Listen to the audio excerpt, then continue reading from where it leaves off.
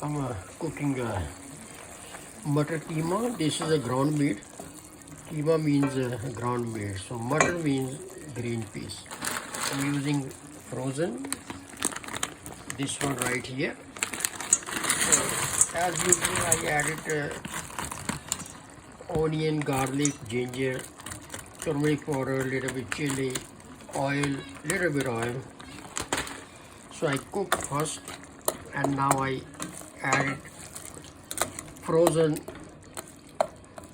green peas called Mutter Qeema, ground meat and green peas. This is Asian style cooking, so it will take like now it will cook very fast, 25 minutes maximum.